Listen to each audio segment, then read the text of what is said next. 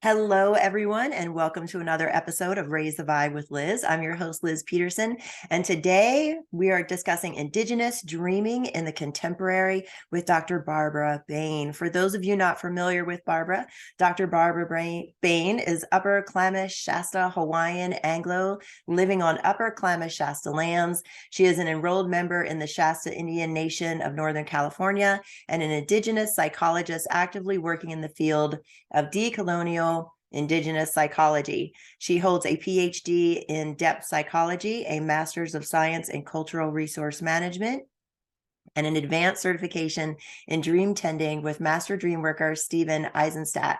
Dr. Barbara Bain is considered to be one of the top 40 dreamworkers in the world today. Dr. Barbara, welcome to the show. Thank you so much, Liz. It's wonderful to be here with you today. So great to have you visit. And we were just discussing before the show, and you're actually had lived for a time on Vashon Island. So that's awesome as well to come full circle and have you on the show as a fellow Islander, past Islander. Indeed. Yeah, indeed. Yeah, I loved Vashon. It took great care of me when I was there for 15 years. Awesome. And you And were so saying you're in California now in Santa Barbara. I'm in Santa Barbara. I've been here almost 12 years now. And I came here to work on my PhD in depth psychology, having been inspired very much by my dream work that I was doing on Vashon at the time. And what I found in my beginning of really taking dreaming seriously in my life was that I could do a 6-week dream work circle with other women and get to the same things that I was trying to source and heal in talk therapy. I could cover that same territory in 6 weeks to 6 months that I had been trying to do in 6 years. Wow. Why do you think that was? What was it about that group experience that really, transformed the healing from taking a longer period of time to a shorter period of time to really getting to it in that group scenario? Yeah, first of all, dreaming and being human is a highly relational experience, and that's one of the reasons that analytical therapy and talk therapy works so well is because you have someone that you're actually in relationship with as you delve into those deeper realms. And what's really trying to be sourced, at least in terms of a depth psychological perspective, is our relationship with the unconscious world. And so, we're like sort of like icebergs, if we want to think, if we want to bring in our first image here, which is that, like 80% of us is underneath the surface. And what we actually see presenting on a daily basis in terms of our behavior, or even our challenges in life or our successes is that, 10 to, 5 to 10% that's above the surface. That's the conscious world that we're engaged with, but everything really brews in the unconscious first before it becomes conscious. And so depth psychology and dream work really looks at that piece of what motivates us. And that is, from an indigenous perspective, the sacred world, because what depth psychology and the world of psychology in general calls the unconscious, we call the sacred.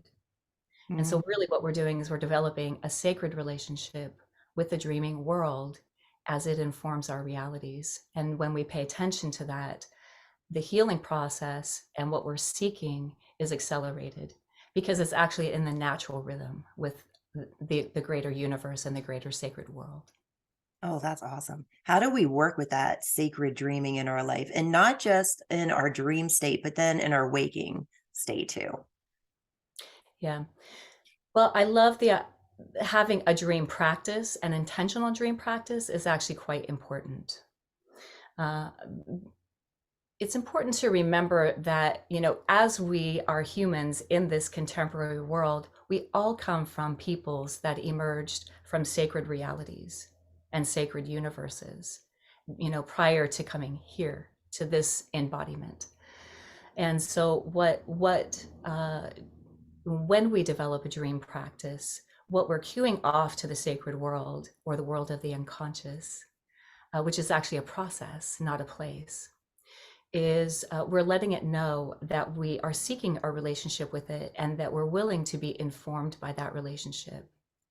And the images, the symbols, And the beings, what we would be considering from an indigenous perspective, sacred beings that present themselves to us on a nightly basis in order to regulate our realities. So when we have a regular dream practice, what we're really doing is we're calling for a deep relationship with that world, and we're saying to that place and that process, I'm willing to have a relational experience with you where you inform my reality, and I accept that information and that instruction.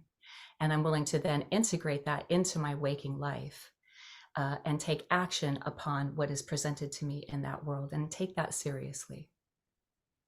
And as we do, it changes the reality that we're living in the waking life, so to speak, as it's being informed by something greater, more intelligent, and far more complex than we can comprehend on a daily basis. Wow. Beautiful. Can you go into that a little bit more? I want you to dive into the indigenous psychology a little bit more around dream time. Mm-hmm. So I would like to first acknowledge those indigenous psychologists, philosophers, and intellectuals that came before me that inform my work. And among the greats is Vine Deloria. And Vine Deloria was an indigenous academic. And he spent his whole life really studying Jung's work and the work of other academics, indigenous and non-indigenous. So he was informed very deeply by Western ideas, and he met those ideas with indigenous ideas and then made that explicit in his work. So one of the pieces that I'm thinking of is his work, The World That We Used to Live In. And in that he tracked dreams that were written by people at the time of contact between native people and the colonizing forces that came here to North America. And as indigenous people were being basically slaughtered in genocides and dream societies one by one, as westward advancement, European advancement went across the US from east to west, and then from, of course, south and north, what we saw was the destruction of those dream societies. And people recorded what was left. And in that, it was understood that the medicine people that held those traditions on behalf of the people and that worked with dreamers took that relationship very seriously. And that if we think about it today, the dreaming world that we experience is very distant from the dreaming world and the psychic world that existed prior to contact. So, for example, here in California, so I'm Upper Klamath Shasta, Hawaiian and Anglo, as you mentioned earlier here. And so our people, my people, the Shasta people, were dreaming people. And so everything was dreamed in. There wasn't a single aspect of our cultures and our societies here in California that wasn't first dreamt. So we take our instruction first and foremost from the sacred world and then put that into action at both a personal level and at a community level. Because sometimes what we do is we dream for other people. We don't just dream for ourselves or on behalf of ourselves. Those instructions may come in for another member of the community. So in traditional societies, the leaders of our peoples were the spiritual leaders and they were the political leaders. So, we have this idea here in contemporary societies that there's this separation between church and state, so to speak, in human law.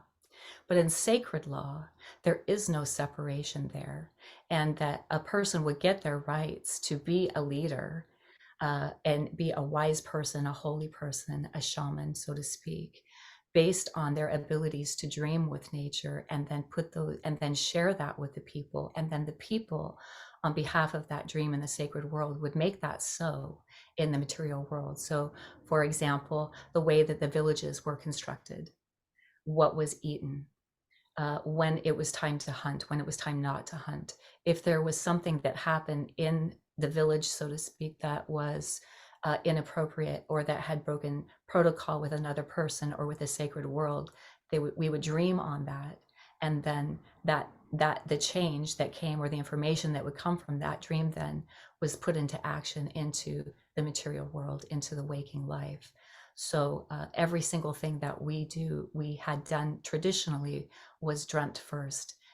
And so we can see now in the world today how far we are from that deep and incredible relationship with the sacred world. Hmm. Yeah, we really can.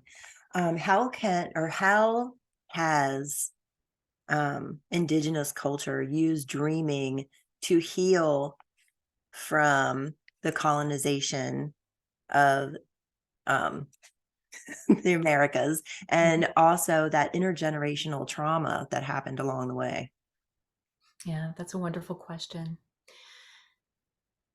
Today, Native people, as we are considered to be in a post-colonial setting, and that's really defined for us, outside of the context of our cultures and societies, because for many Indigenous people, and I will say that I speak for only myself, I Mhm. don't represent any one people. I don't even represent my own people. I share from an Indigenous perspective what I've learned, and also in my research, and in my research over the last 10 to 15 years with Native people who have been looking for resilient strategies to overcome the effects of genocide that are still living with us today. That and we are still in a colonized state, an ongoing colonized relationship with empire. And so, because of the destruction and the traumas that have emerged from that relationship, what we've had to do is acknowledge that our dreaming world maintains our relationship with that sacred world and a healing relationship. And often, what happens is that those ancestors that suffered that destruction will come to us through dreams and will inform us specifically about how to heal those traumas. They will give us specific practices. So we like to think of dreams as being very general and symbolic and sort of hard to grasp.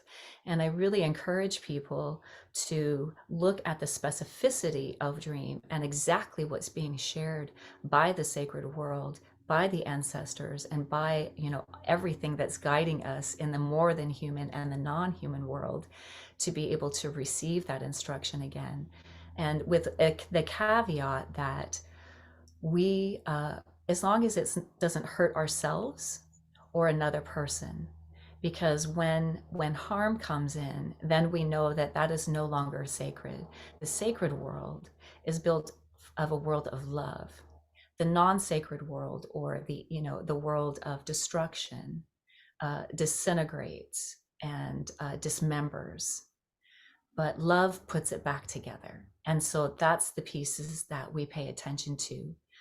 And to be able to go to a dream elder or someone who's wise, to be able to consult with that elder prior to putting that dream into action, which is also something that was part of traditional societies. So there was the dreams, and then there was the structures that supported those dreams in the greater community that would help that individual and help that community be in balance with all things. So be in balance with the sacred world, be in balance with the natural world, and be in balance with the laws, the sacred laws that guide our universe.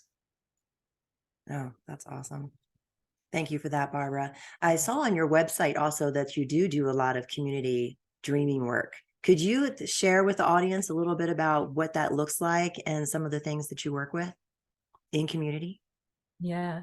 So I do a lot of dream work with individuals who reach out to me, and I apply, because I am a depth psychologist and an Indigenous psychologist within that larger field. I do apply Western psychological modalities in my work, mostly Jungian and archetypal analysis, and where that meets with Indigenous approaches to dreaming. Yeah. So I toggle back and forth between those, because there is a relationship in the dreaming world between Jungian psychology and Indigenous psychology. So that's understood between Jungians and Indigenous intellectuals and philosophers. So I do individual work with people, and then I also do something called community dream matrices. So that idea is that we approach dream from a larger perspective of the collective unconscious that's moving through community in a way that we wouldn't be able to access any other way until we get people in the same room sharing their dreams with one another.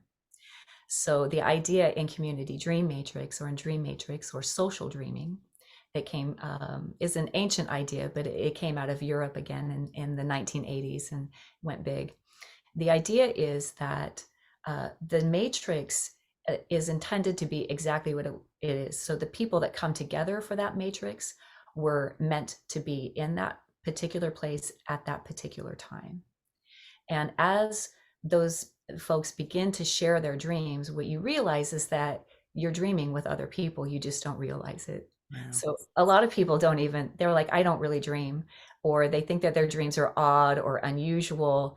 And then once you get into the same room with one another and you begin to see, oh, I had that dream. People are having particular dreams at particular times with one another.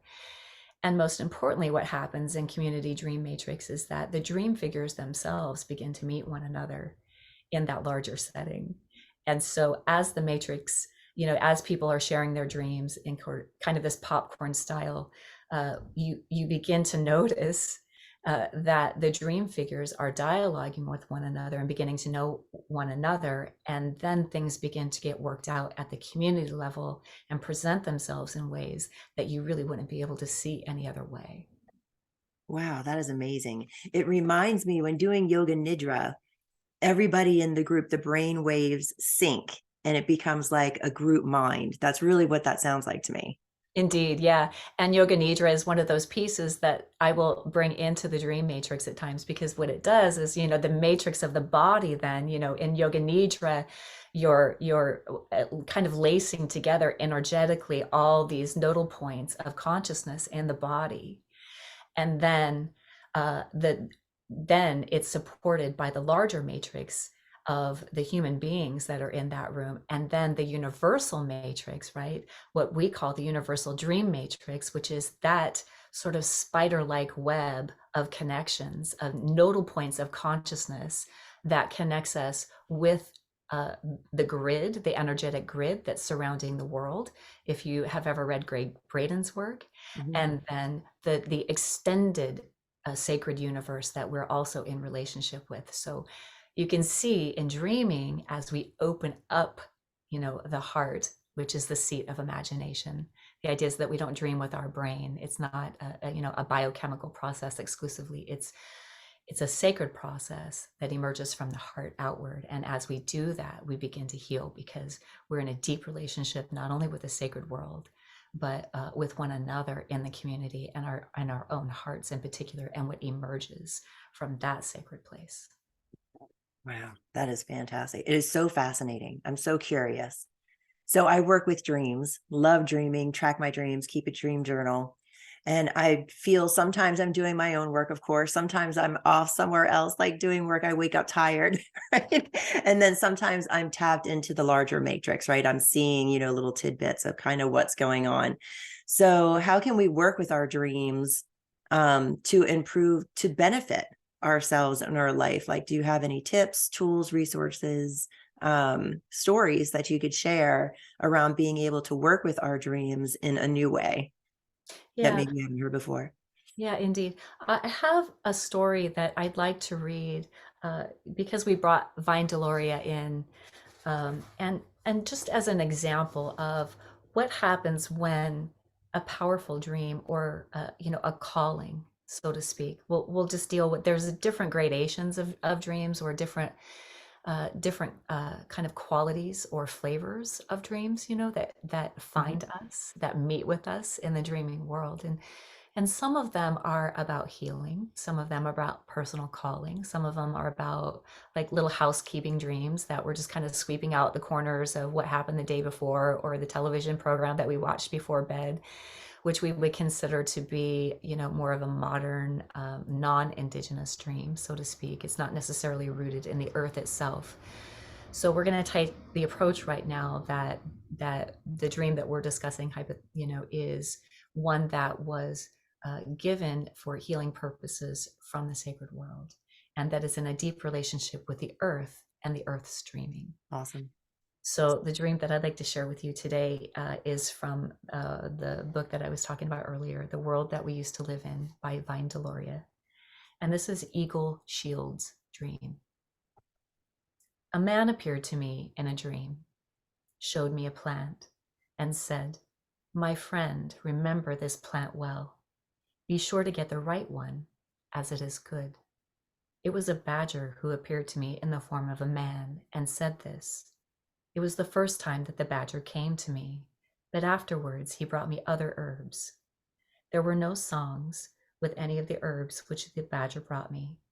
In return for the kindness of the badger, I took tobacco, cut it up fine, and dug a hole in the ground. I buried the tobacco and said, "Badger, I give you this in return for what you have told me."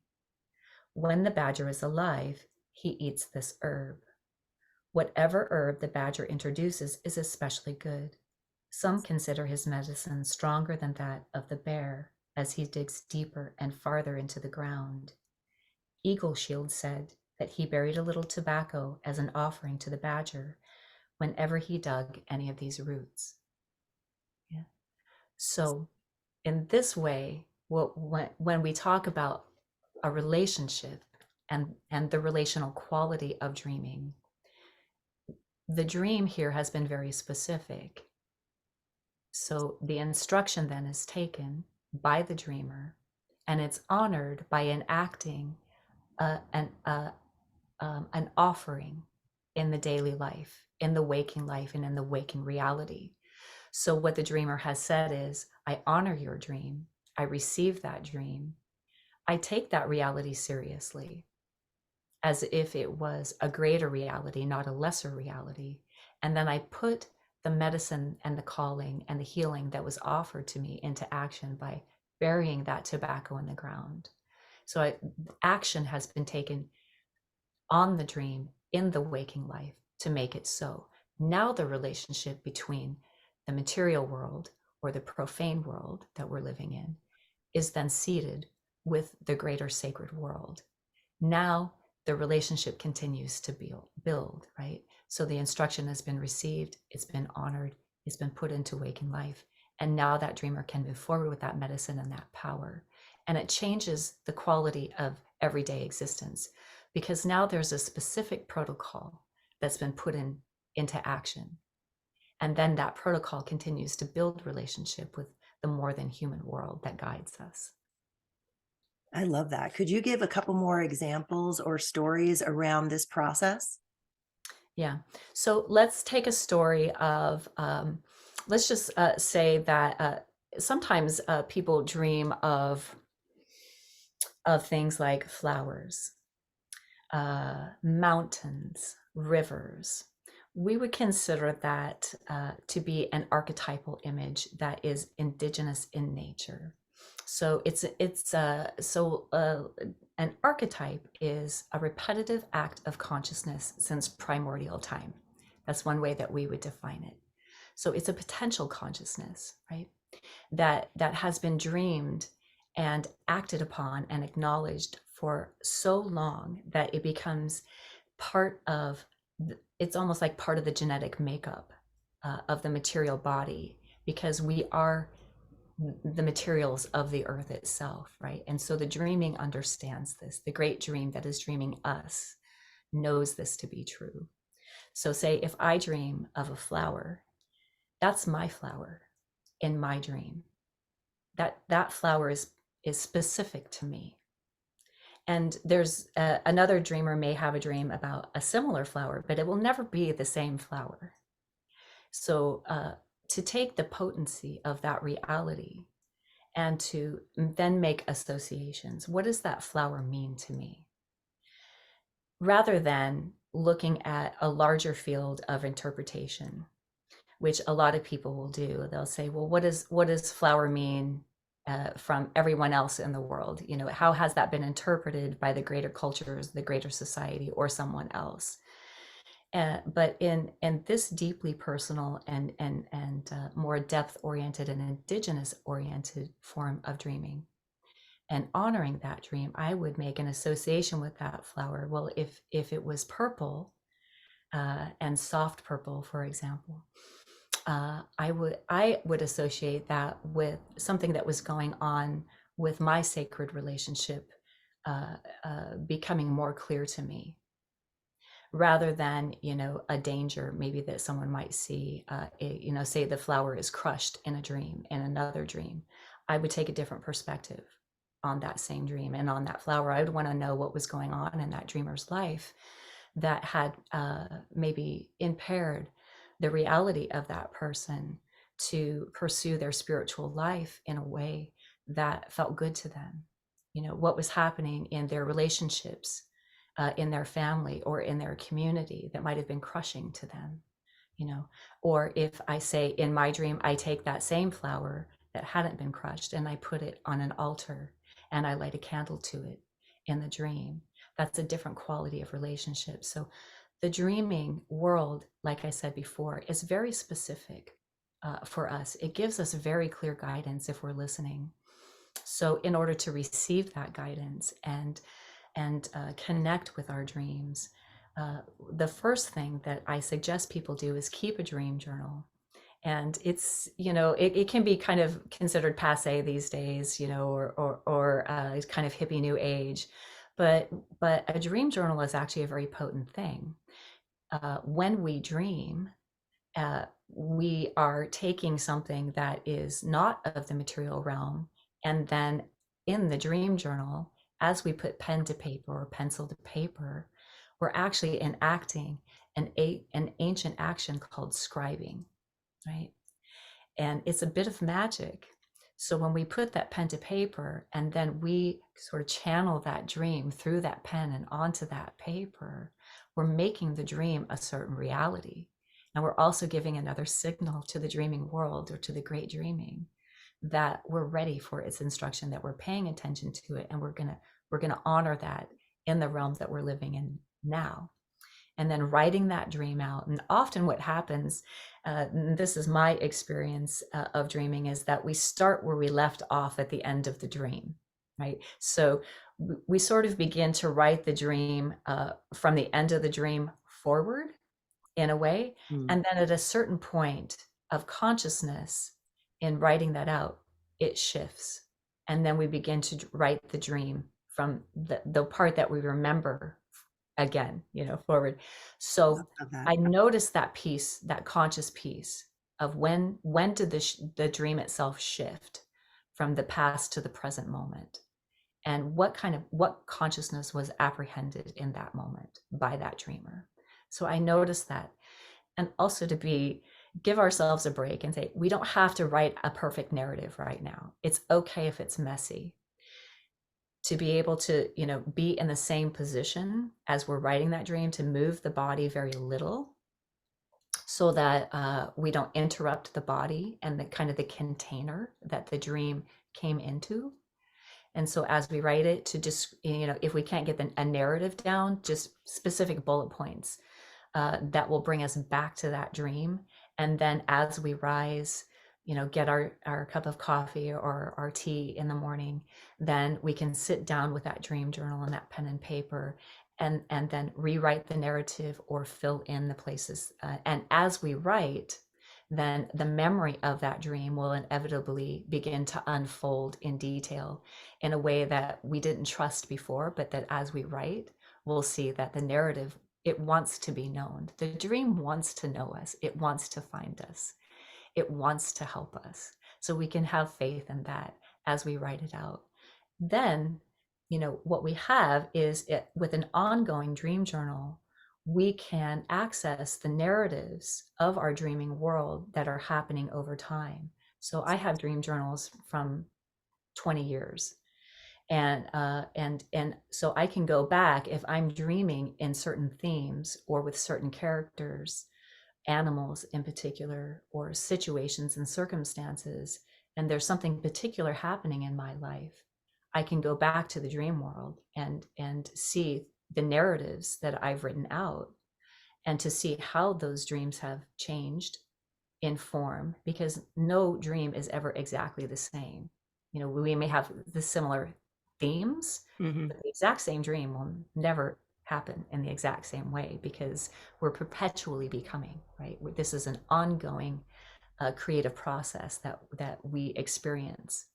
So, as we track our dreams over time, we can actually track how we've grown, how we've changed, because we can see how the dream figures and the settings and the landscapes in the dreams have changed.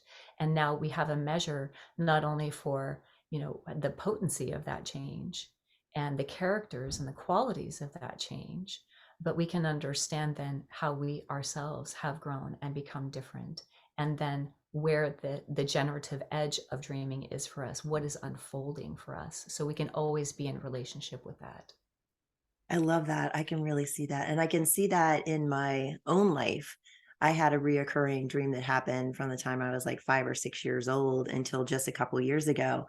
And I can track my own personal emotional growth through the dream when I started standing up for myself, saying no, and, becoming a more empowered woman in my, 40s and now early 50s.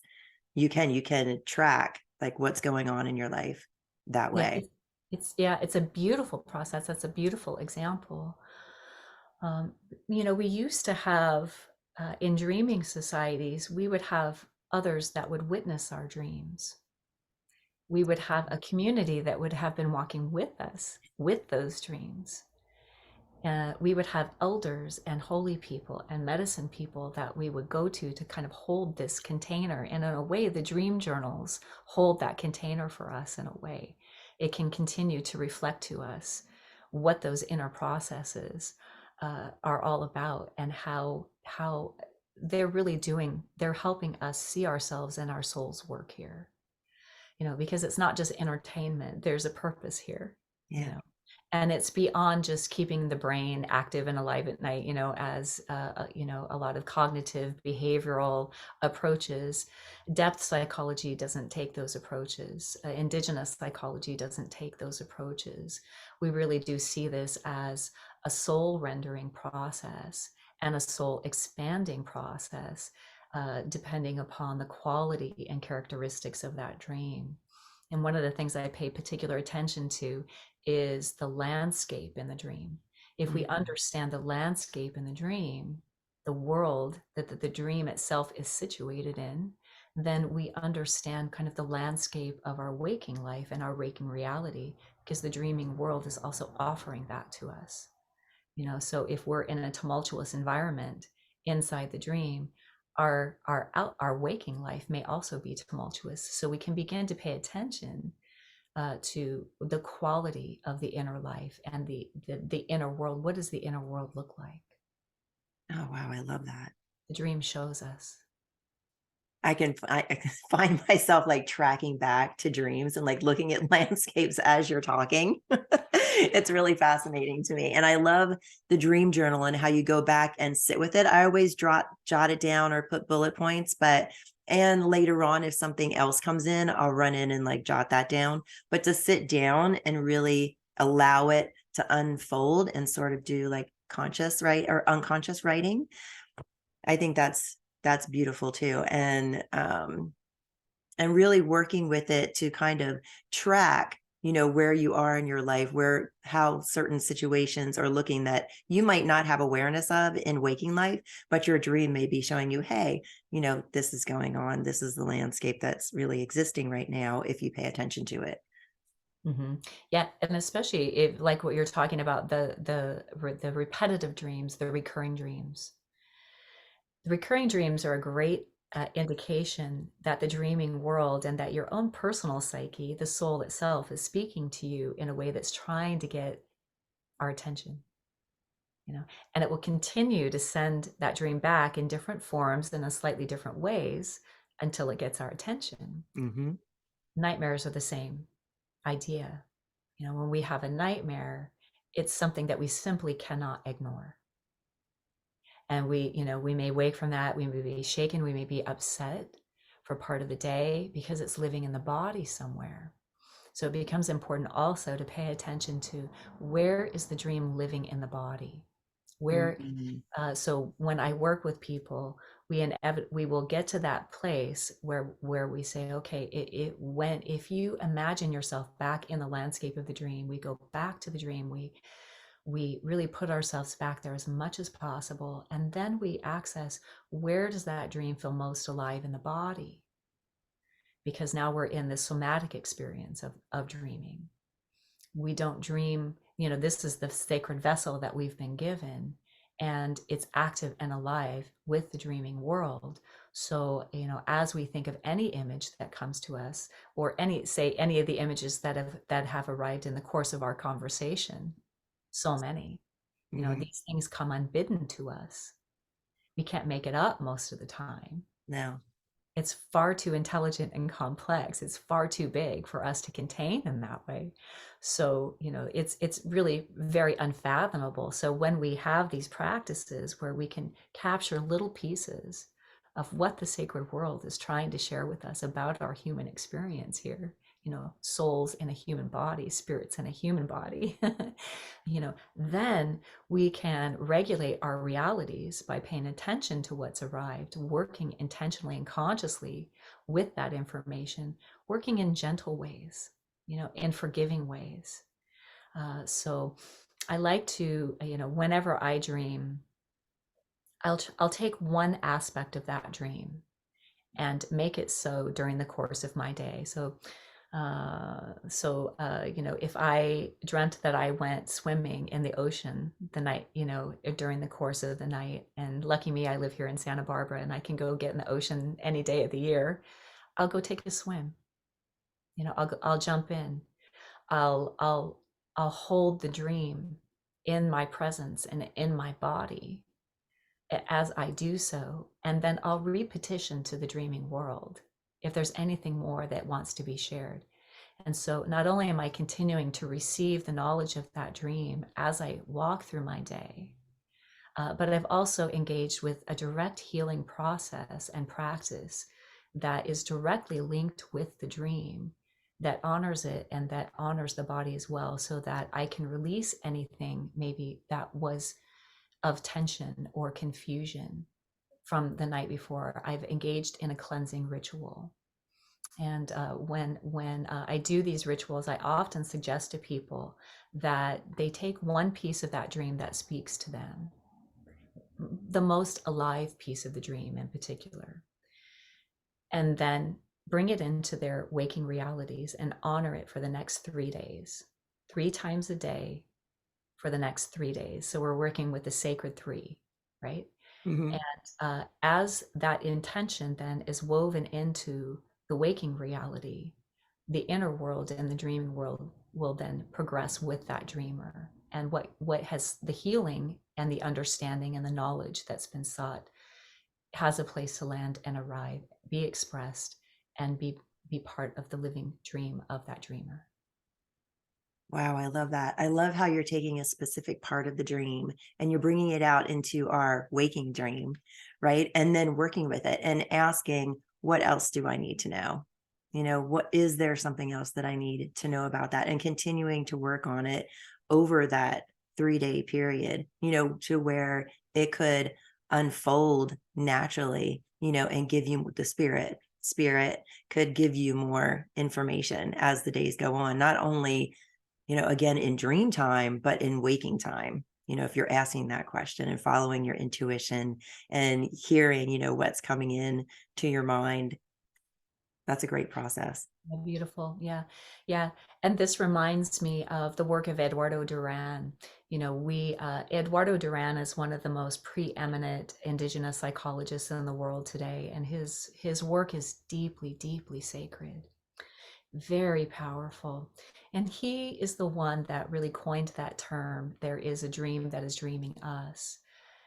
So we think of ourselves as living in these sort of myopic little compartmentalized world, especially in the realities that we're experiencing today, where our relationship, especially as COVID has changed so much of the foundation of our worlds and our realities.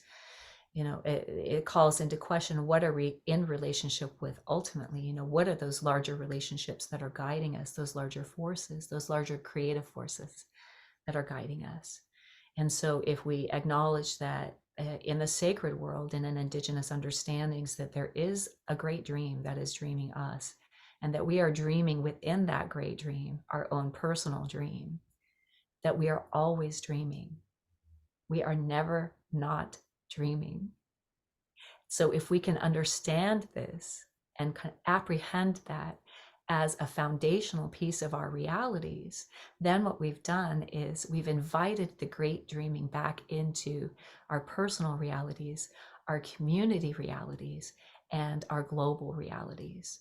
And Mm. many of the elders have said that, since contact and since colonization and the destruction of the great dream societies, that what has happened is that the great dreaming that we were once in such a deep relationship with we've been separated from that because we lost the people that were in charge of helping us, dream this stuff in, and then interpret that through their wisdom, what that meant for us as individuals and what that meant for our communities. So when we invite the great dreaming back in, and then as that informs our personal dream, and then understanding that not only am I having my own dreaming world that I'm walking in right now, that I'm experiencing, but that my community member is my partner, my children. And then we can make an agreement with one another that I'm going to help you in your dream. I'm going to support you in your dream. And to understand what that means is also to seek that understanding of what is actually being dreamt, what is coming through each of us as dreamers. Oh, I love that. And what could we as a whole, if we have that awareness that we are being dreamt of by the dream, and then that I see co-creation, then what are we dreaming into the world, and what can we dream together?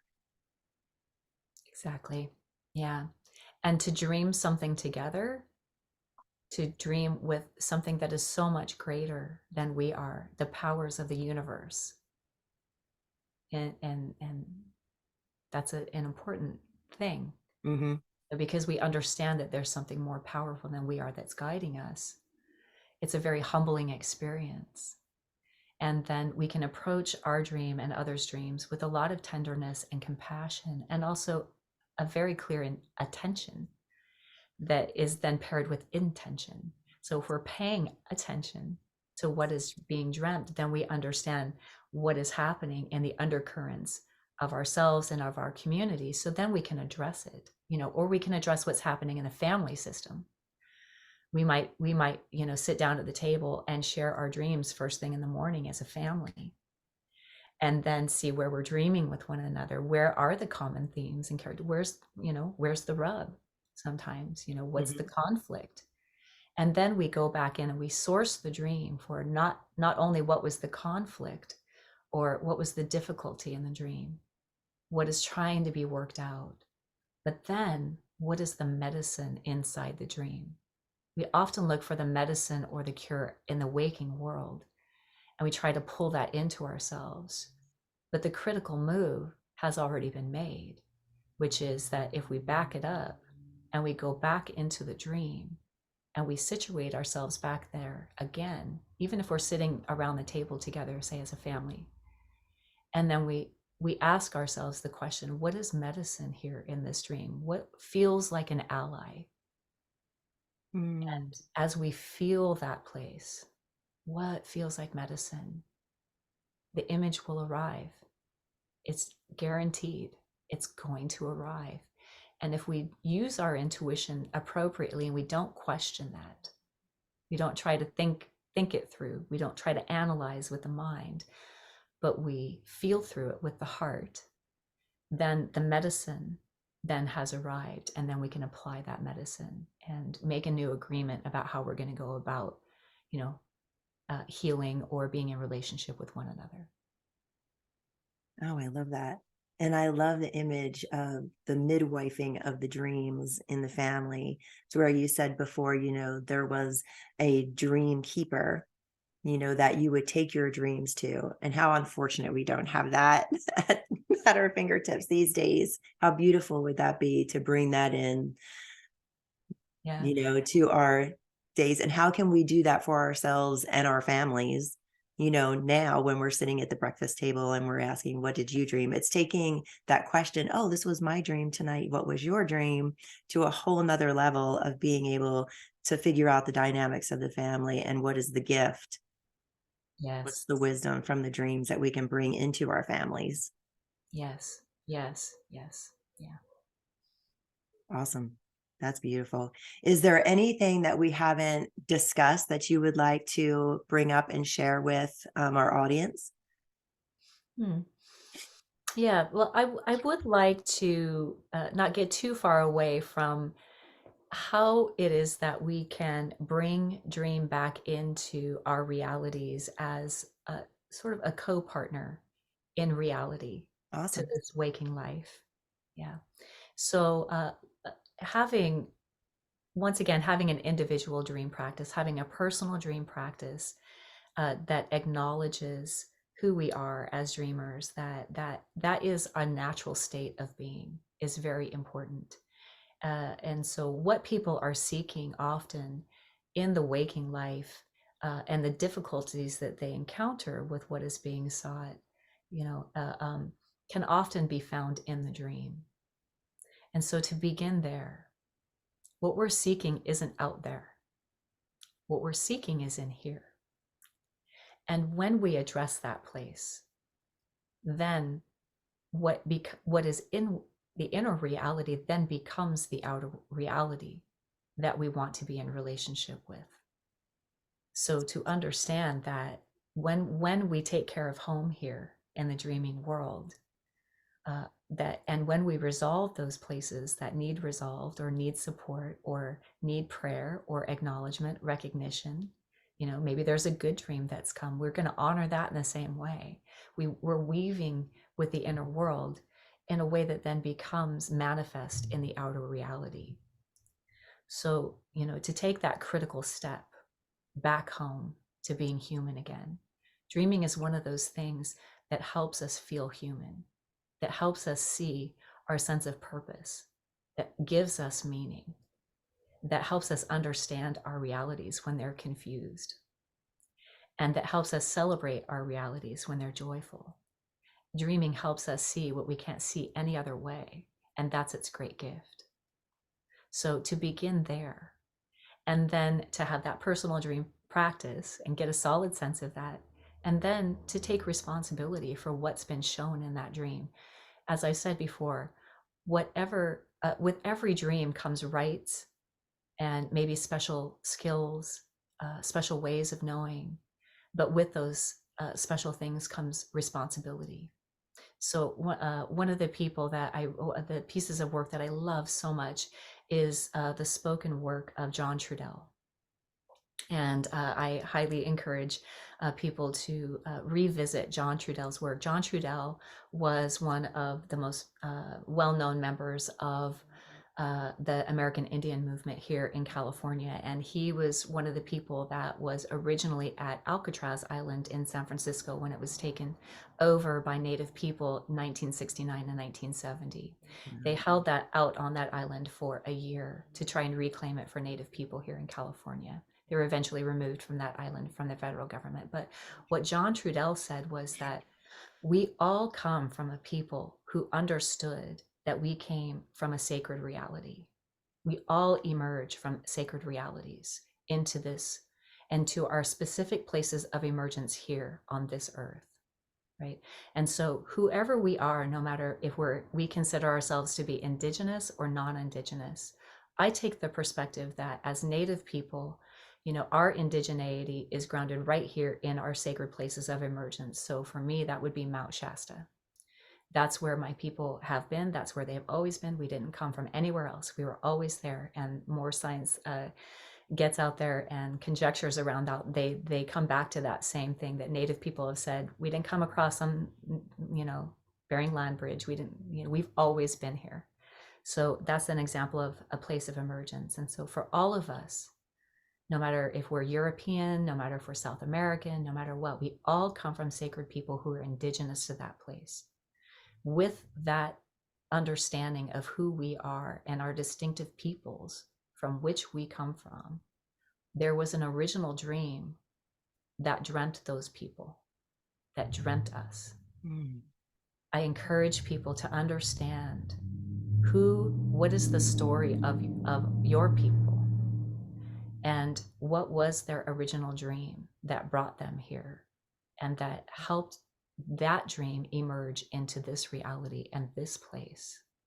And if we, in understanding that, it's important to know who our ancestors are, where they're buried, where are the bones of your ancestors buried, and what is the story of how they got there.